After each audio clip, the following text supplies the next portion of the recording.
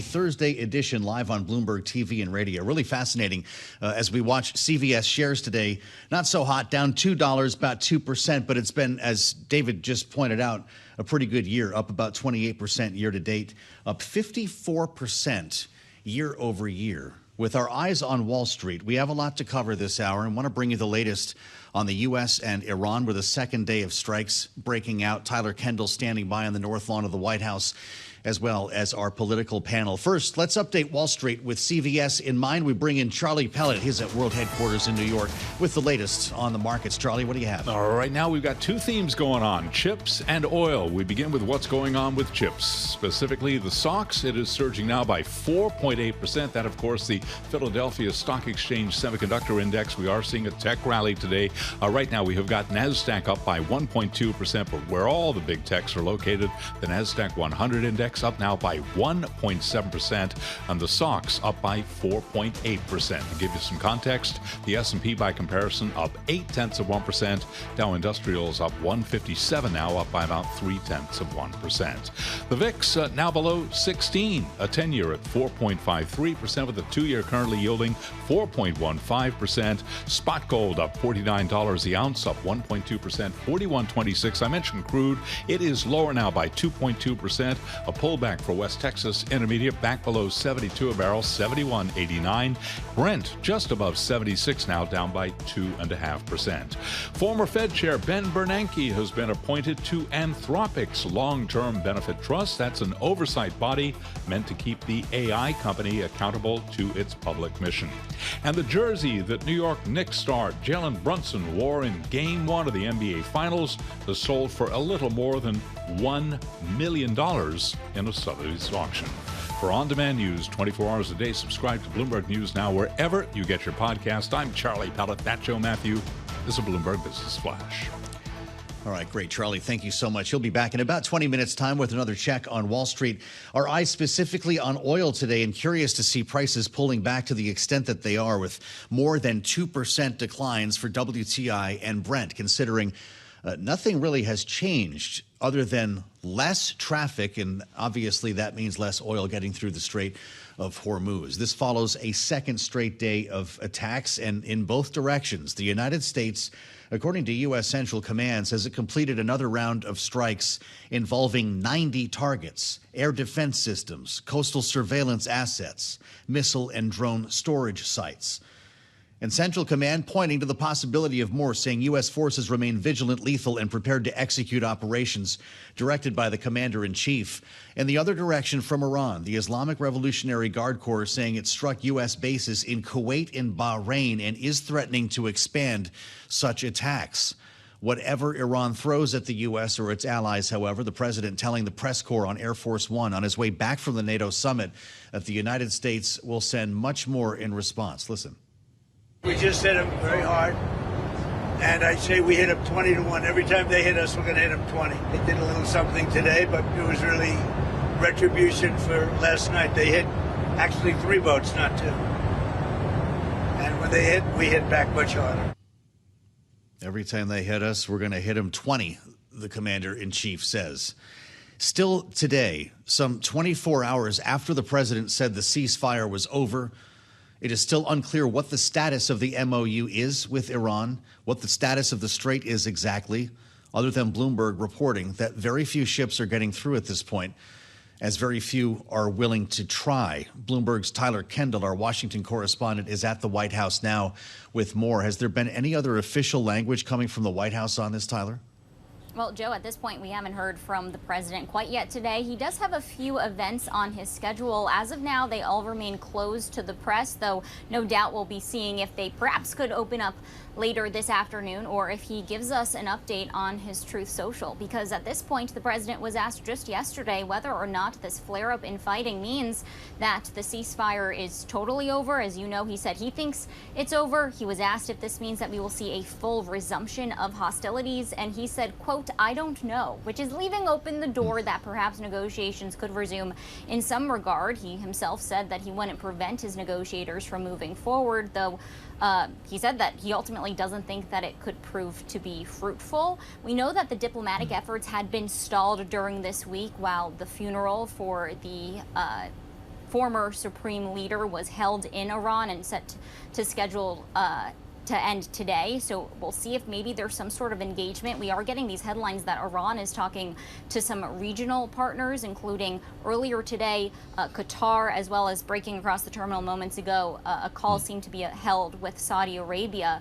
But Joe, the thing that really needs to be sorted out here is the Strait, because as you're talking about, we're seeing very little flows through. But important to point out, if flows are going through, the imagery is showing us that they are not going anywhere near that corridor that the U.S. coordinated that is closer to Oman. Any flows are going closer to Iran. And we should also point out, Joe, that it appears evident that a lot of ships are turning off their radars, their transponders, so that they can't be detected. And that may also influence just how much we know is actually getting through that waterway.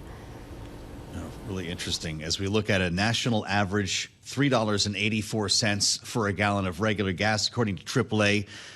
Tyler, following the surge that we saw in crude oil prices yesterday, albeit they are down about 2% today, is the White House still talking about taking any other actions, including suspending the federal gas tax? That seemed to peter out pretty quickly. We used to talk about that so much, nearly every day a few weeks ago, Joe, but at this point we haven't really heard that much messaging around this. President Trump seems to be solely focused on what's going to happen next in terms of the kinetic action when it comes to the conflict in Iran. We can say that perhaps the most high-profile fallout so far since these tensions have escalated is Bloomberg News' new reporting this morning, for people familiar, that Qatar is pausing efforts to rapidly revive production at the world's largest LNG facility. That is going to be something that we should watch really closely here, because our analysts at Bloomberg Economics just put out a new report. They crunched the numbers. We had seen flows surge to 16 million barrels per day, but the last 7-day average has been cut in half to 8 million barrels per day, and that certainly is going to ring some alarm bells here at the White House. Yeah, there was some heavy damage to that country's LNG infrastructure in the outset of this war. Tyler at the time said it could be 2 or 3 years before they're back to the pre-war flows. Tyler Kendall on the North Lawn of the White House, we thank you as ever, Bloomberg Washington correspondent. As we wait to hear from the president today, and he could still open some of the events that he has on his schedule billed so far simply as signing time and executive time, which we frequently see on the presidential guidance. We're also covering breaking news and a vacuum that has been left in the Senate race in Maine. Listen. I have faced some very serious allegations, and I just want to make it clear. This is all false. We did it the way that we were told we are supposed to make change, and we won. And now they are not going to let us have it. Not if it's me. And so we're suspending campaign operations.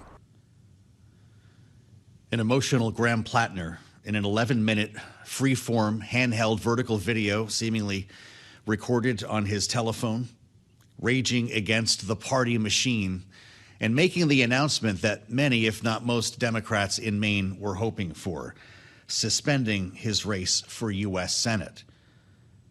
This, of course, is not the end of the story. As we've heard repeatedly from organizers in the Democratic Party, the Platner campaign was trying somehow to affect the outcome of, well, what happens next and who might replace him in carrying the Democratic torch in an effort to unseat Republican Senator Susan Collins of Maine, frequently targeted by Democrats, never toppled. And there are questions this evening about how exactly this is going to go forward. The party is now talking about a nominating convention with only weeks to go. And we wonder if that will be enough for voters to feel like they had a say in this and to have a credible campaign move forward in such a short period of time. A lot easier said than done, as we now play to our political panel for their take on this. Bloomberg Politics contributors Jeanne, Zaino, and Rick Davis join us now. I'm glad to say Jeanne is here, democracy visiting fellow at Harvard Kennedy School's Ash Center, and our friend Rick Davis, partner at Stonecourt Capital, our Republican strategist.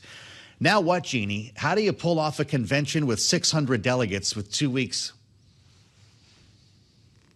Yeah, and can I just say, Joe, he needed to say five words. I'm suspending my campaign. Instead, we were treated to this crying game, narcissistic, blaming the media, blaming everybody, never taking responsibility for the very credible allegations against him of breaking and entering and rape, along with the many other things, including Nazi tattoos. That was a video for the ages, I have to say, and one we really didn't need. And, I would just give credit to the Maine Democratic Party, the executive director there, Devin Murphy Anderson. She has done a brilliant job pushing back, particularly on something that you mentioned, which is the reason apparently this video took so long to come out, because this guy and his campaign wanted a role in his replacement. Now, can you just imagine if somebody like Eric Swalwell said, I'll step down from the governor's race in California, but I'd like to decide who's going to fill in. It is narcissistic. And, the Maine Democrats do have a process in place. It's a short time period, but boy, good riddance. And there's a big, rich Democratic bench there that can certainly fill and excel in these shoes. Well, the crying game had a surprise ending, as I remember here, Jeannie, and this can too. If anybody could pull this off, I figure it's Rick Davis. What do you have, 2 weeks? So it's July 27. You need to hold a nominating convention this month, Rick. 600 delegates to pick the nominee. Go. How do you do it? Actually, getting a hall and filling it with people who are already leaders of the Democratic Party of Maine isn't the hard part. And even picking a candidate, that's just a couple of ballots. Boom, you got a candidate. The hard part starts then, which is getting the entire Democratic Party to embrace that individual, to get the money wrapped around that individual in order to wage a campaign that's going to be the most expensive campaign in the midterm elections. I mean, they're talking about a potential ad buy totaling $400 million. And if the candidate is incredible, the money doesn't show up, and really it doesn't matter whether or not you'd had a convention or not. So the trick here really starts post-convention, and it almost doesn't matter who they pick. I mean, the parties are going to have to coalesce around this individual, regardless of their barnacles or their abilities, and and make this a competitive race. Because as we heard from Jim Messina earlier today on this show, he's run every kind of rationale around this, how do Democrats win the Senate, and the one thing he keeps getting back to is all roads lead through Maine. So this is the kind of thing where if the Democrats are prepared to spend hundreds of millions of dollars on a brand new candidate with limited statewide experience and probably a record of losing, that's what's going to make this critical for them. Boy, really something. And yes to all of this. Jeannie, we heard from Emily's List. The pro-choice women's PAC responded to that video post that Graham Platner put on Twitter. 11 minutes, it says, and zero accountability. With that said, what do we need to hear from the Elizabeth Warrens and the Ro Khannas and the Bernie Sanders, who were okay with the Nazi tattoo, they were okay with the sexting and the philandering, whatever else all these other accusations were, but found a line here? Because a lot of this, as I think you have stated, could have been prevented. It absolutely could have. And Emily's List, I couldn't agree more. They are absolutely right. Zero accountability there. And I do think you have Democrats with eggs on their face. And I would say it starts with the DSCC. It starts, unfortunately, with the Democratic National Party with Chuck Schumer. Part of what we have to do is go back when Platner was first plucked out of obscurity, and he was plucked by DC and New York City progressive consultants. He didn't grow up organically out of the Maine woods. He was plucked. And what they did is they wanted Janet Mills to run. She was uncertain. She was hemming and hawing. And they pushed out other really viable candidates, which is why we saw so many candidates get in on the governor's race there. And so they do have egg on their face. They're going to have to account for this.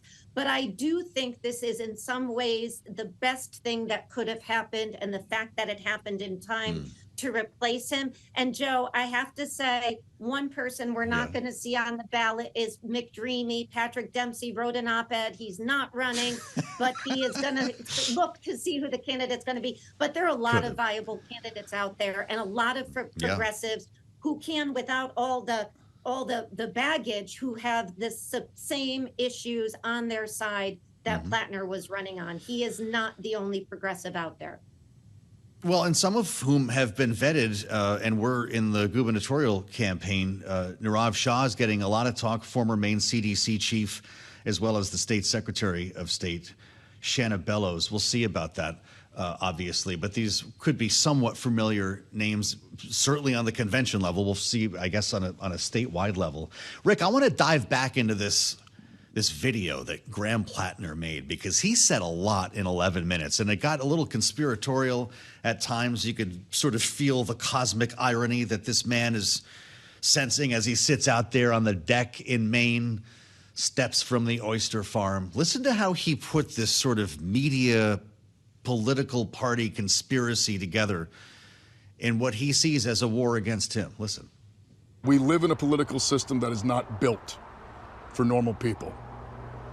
It is a system that is built structurally to make sure that movements like ours cannot flourish. That if they begin to succeed, they can be crushed. But now the ball is in the court of the Democratic establishment. My name might be on the ballot right now, but that ballot line belongs to the people of Maine. And on November 3rd, it needs to belong to the people of Maine. And the next Democratic senator for Maine needs to belong to the people of Maine. They need to reflect the will and the values of the people of this state. Now, beyond making you think that you don't want to be around this man when he's angry, Rick, a lot of people believe what he said.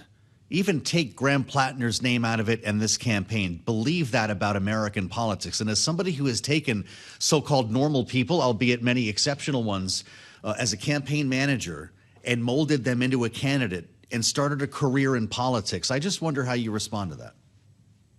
Yeah, look, this is the politics that we live in today, not the politics that I grew up in the 80s, 90s, and 2000s.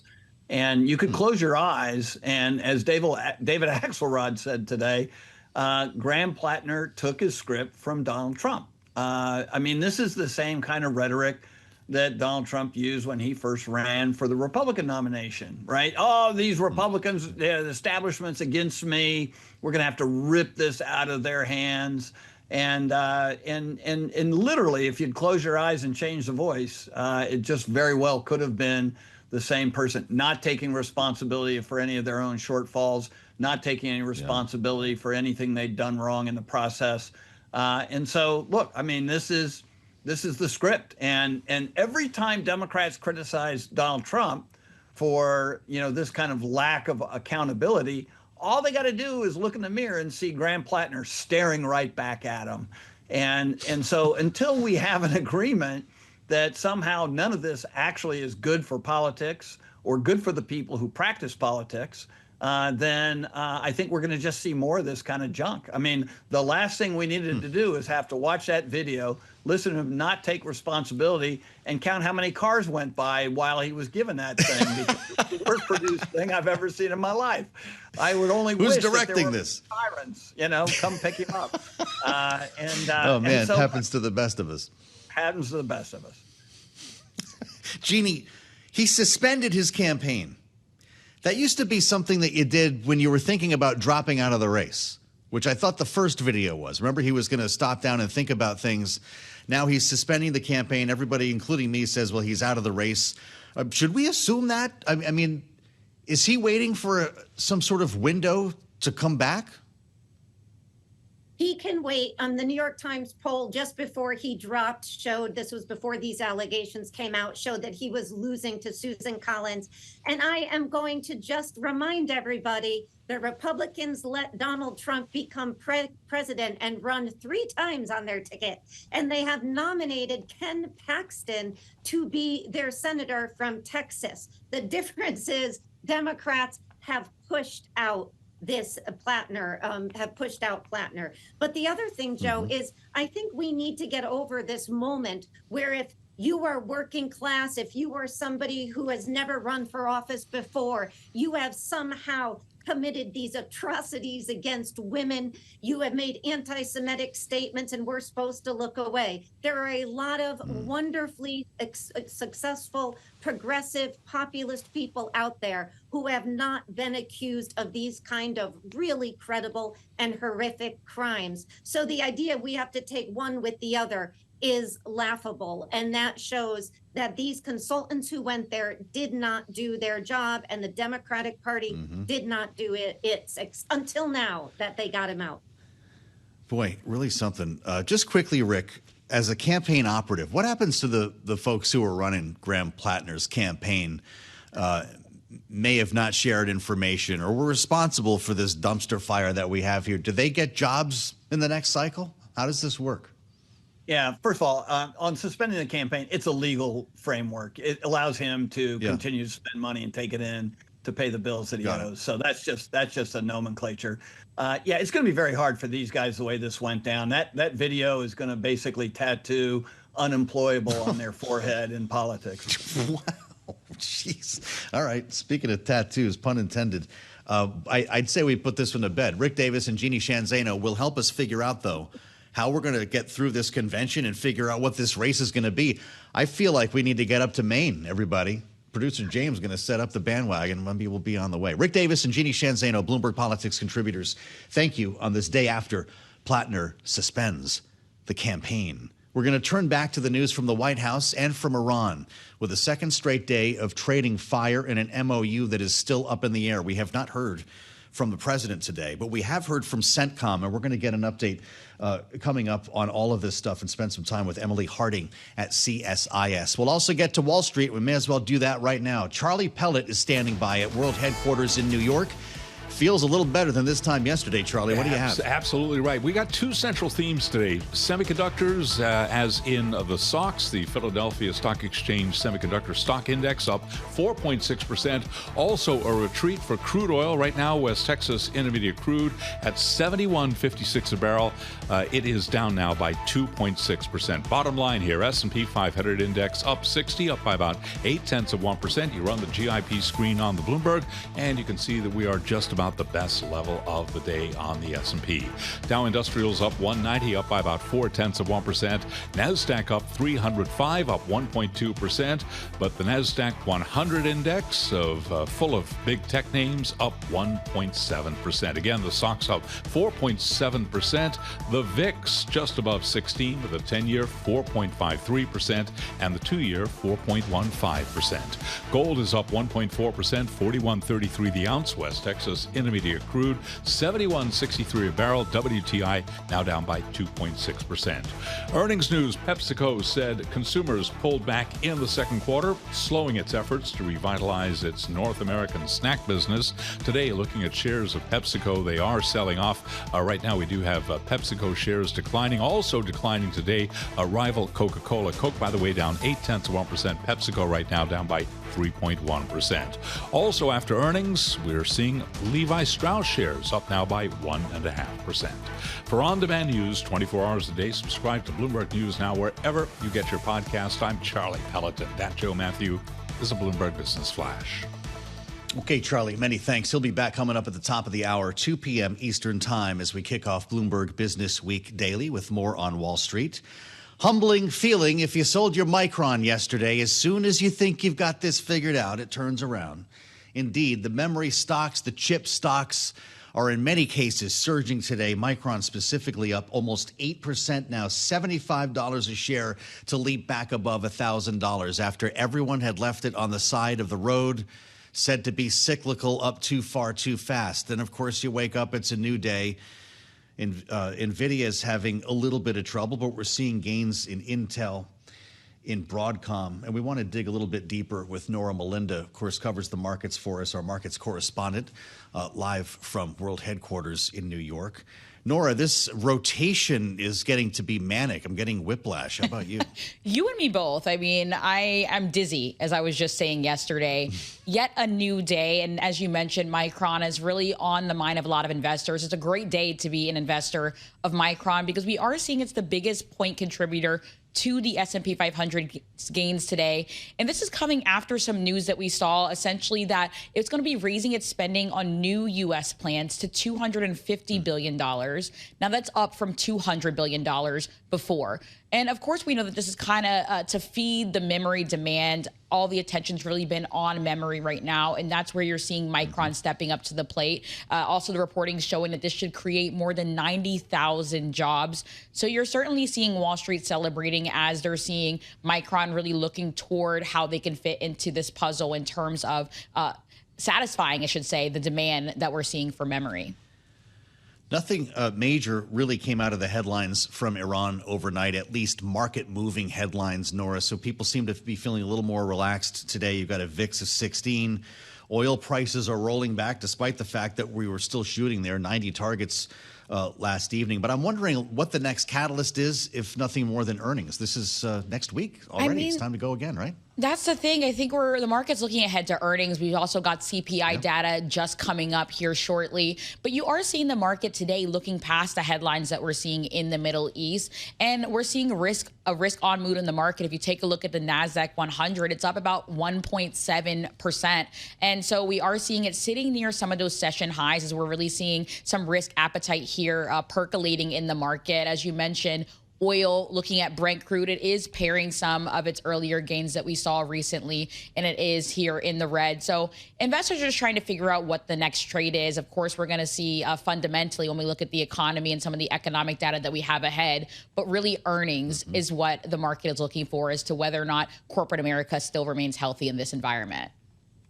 Okay, Nora, thank you so much. It's great to see you. Nora Melinda live in New York, watching Wall Street for us here on Balance of Power. It's the Thursday edition, and we're still following the bead in Iran after another night of back and forth. This was the second straight night of attacks by the U.S. as promised by the president. And while we've not heard from Donald Trump today, U.S. Central Command on social media saying forces completed another round of strikes with 90 targets this time: air defense systems, coastal surveillance assets, missile and drone storage sites, and saying that U.S. forces remain vigilant, lethal, and prepared suggests there may be more where this came from. The president has repeatedly been presented with military options, and we know that fire is coming back in the other direction, not necessarily at the U.S. Armada that has been lined up near the Strait. The IRGC struck U.S. bases in Kuwait and Bahrain, repeating a pattern that we have seen, striking our allies in the region that are home to U.S. assets. And we want to hear more about this and maybe get a better idea of where we stand, where this MOU is, where the ceasefire stands, with Emily Harding, Vice President of the Defense and Security Department at the Center for Strategic and International Studies, CSIS, and a real expert as we watch her resume as former director for Iran and the National Security Council, former deputy staff director on the Senate Select Committee on Intelligence. Emily, it's been a long time, and we're glad to have you back. Welcome to Bloomberg TV and radio. Are you assuming the ceasefire is over, or that we're simply continuing this pattern of tit for tats against the backdrop of some form of talks?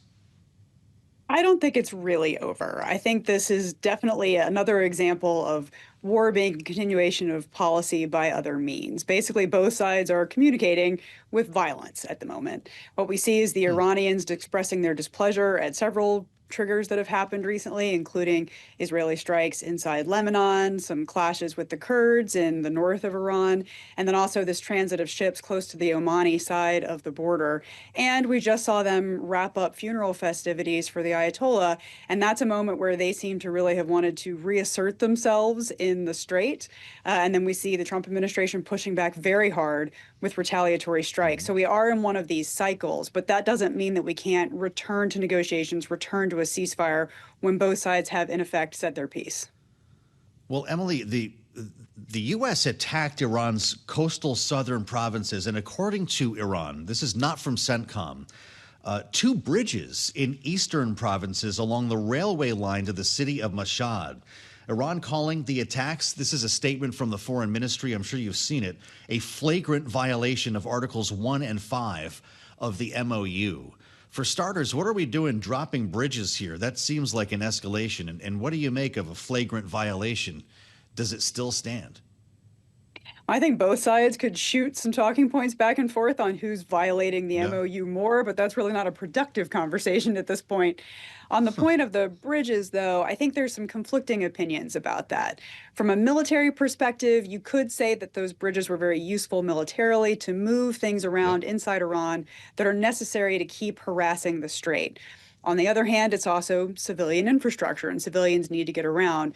So this is one of those things where inside the Department of War, there would have been a lot of debate. Inside CENTCOM, there would have been a lot of debate over whether these were legitimate military targets.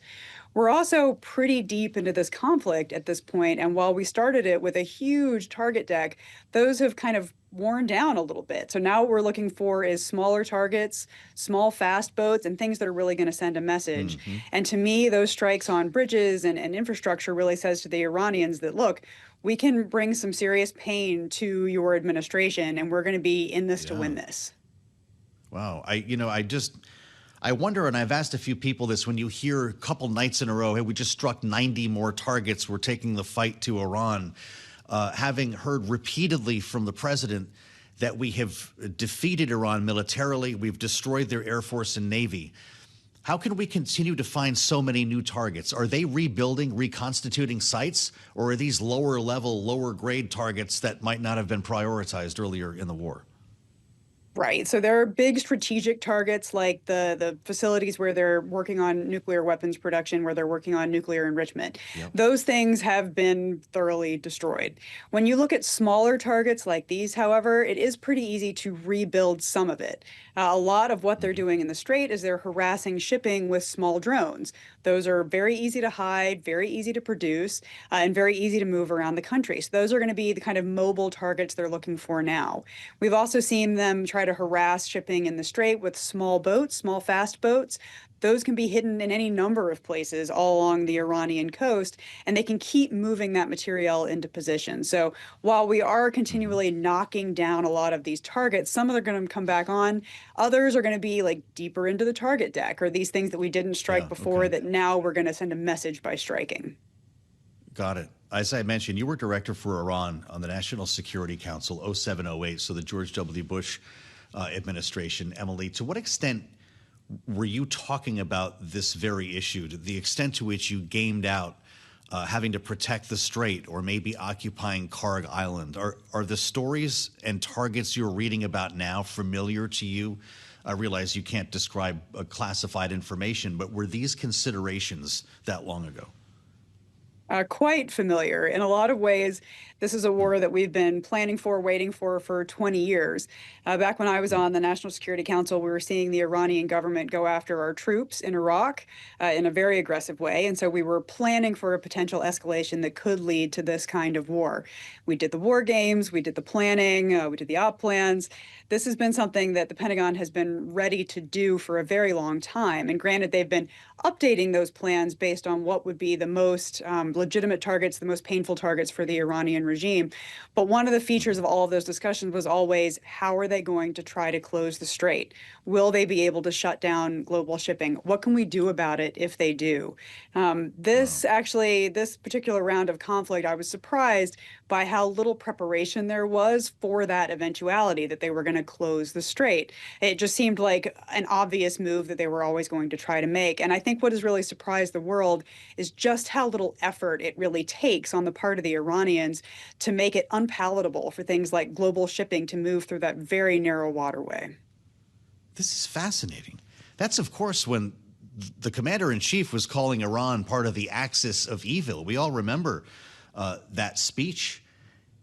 Emily, what do you make outside of maybe lack of planning for the Strait, the rest of the way the military has selected targets and comported itself over the past couple of months? Is this similar to what your administration would have done in terms of approach? Oh, I think so. I mean, it's really a tale of two policies. There's one policy, which is the military execution of the president's orders. And in so many ways, that has been amazingly, perfectly, wonderfully done.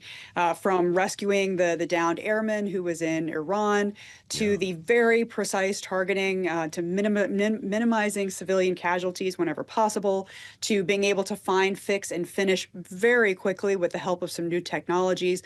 A lot of that has been proving the way of American warfare works very well, very efficiently, and can be lethal when it needs to be. On the other hand, though, you have the overarching policy of the conflict. You know, what are we really trying to accomplish here? There are things that you can accomplish via military means, and there are things that you just can't. So early on in this year, what we saw was the Trump administration come out and say that they were looking for things like an end to violence against protesters. They were talking about things like regime change or a new regime in Iran. And then they kind of backed off that rhetoric. And I suspect it's because somebody explained to them that these objectives are very difficult to achieve through military means. Instead, we shifted to this framework where we were looking at nuclear and Navy, and those things you can accomplish. Now he's calling it the denuclearization is the word we've been hearing from the president. Emily, really great to have you back. Don't be a stranger. Emily Harding, CSIS. It was a clinic on what's happening overseas as we wait for more hard information from the administration. I'll see you on the late edition of Balance of Power.